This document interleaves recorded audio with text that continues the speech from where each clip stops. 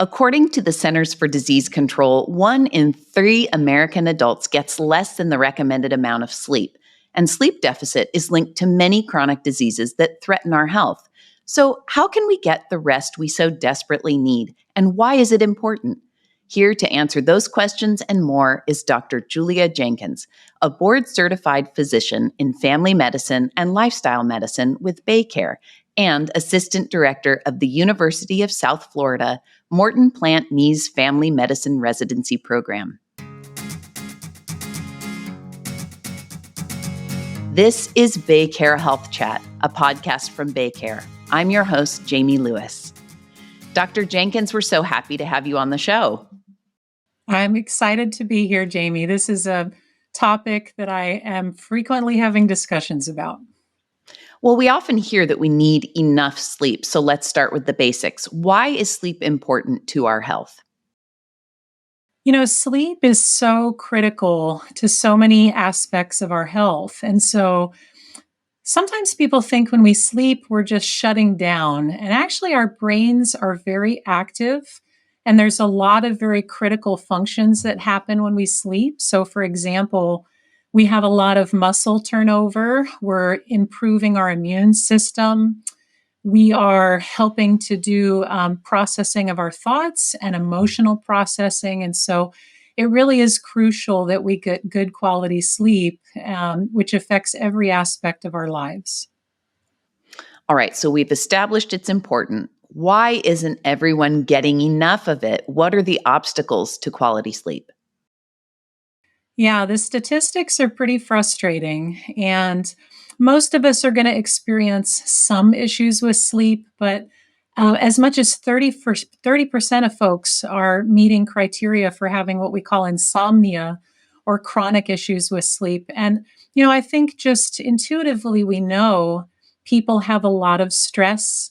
We're battling things like social media and electronics and difficult economy and different diets that we have now. And so there's a lot of factors that are impacting our sleep that are touching on a lot of people that we know.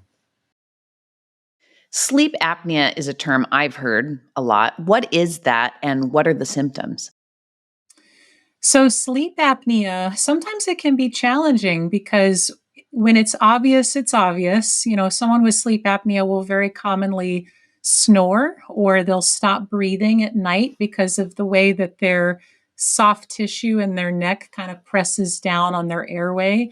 So these are the folks where their spouse is like, honey, you know, I can't sleep. You're making a lot of noise. And that's where it's more obvious. But sometimes you don't necessarily have loud snoring.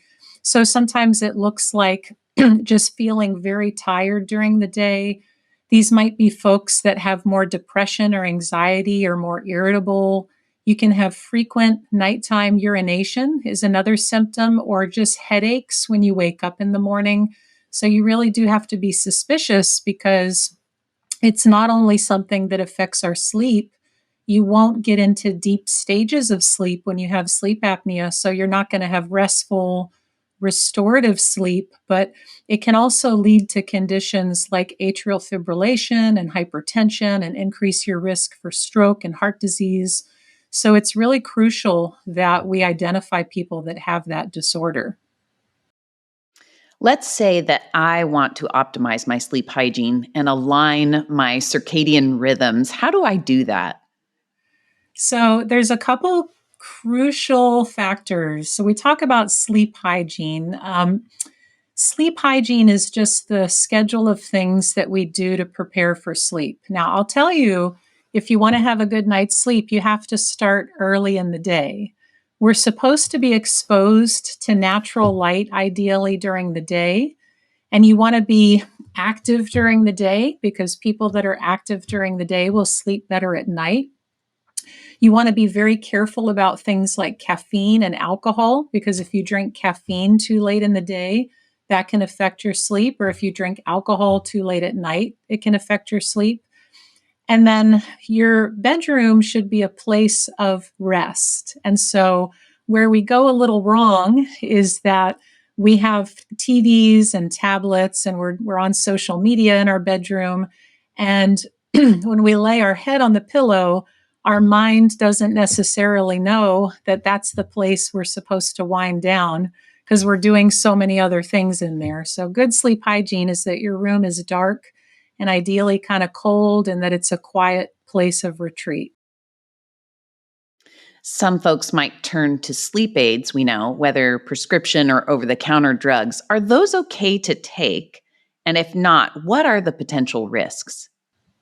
Yeah, there's a lot of nuances there. So certain prescription sleep aids are commonly used, and you really have to be careful because we haven't quite figured out how to mimic a good natural night's sleep. So, a lot of these sleep aids just kind of knock you out and make you groggy, but they may not necessarily help you get REM sleep and deep levels of sleep, which are critical for us being healthy. And so, things like, we call them Z drugs, and some common names might be things like Ambien or Lunesta.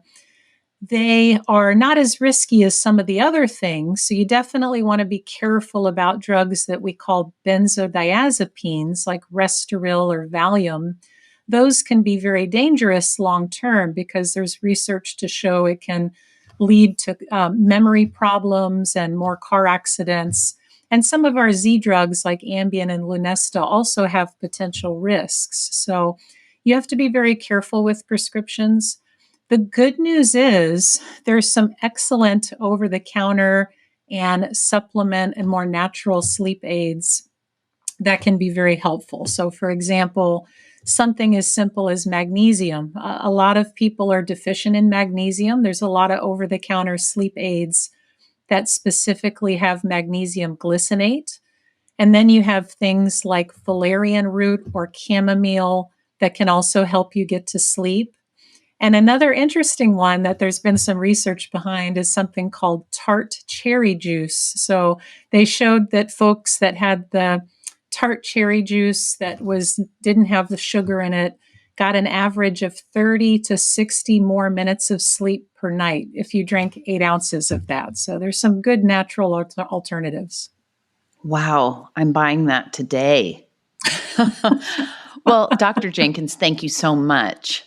Yeah, and I just want to quickly mention, if you're looking for more information, there's a website called sleepfoundation.org that has some really wonderful resources on pillows to use if you have neck problems, or more on sleep hygiene, or some good phone apps that you can use for some of these tips. And then, of course, I would recommend talking with your friendly primary care provider. Perfect. Well, that was Dr. Julia Jenkins, a physician in family and lifestyle medicine with BayCare. And that wraps up this episode of BayCare Health Chat. I'm your host, Jamie Lewis. Head on over to our website at baycare.org for more information and to get connected with one of our providers. Please remember to subscribe, rate, and review this podcast and all the other BayCare podcasts. For more health tips and updates, follow us on your social channels. If you found this podcast helpful and informative, please share on your social media and be sure to check out all the other interesting podcasts in our library.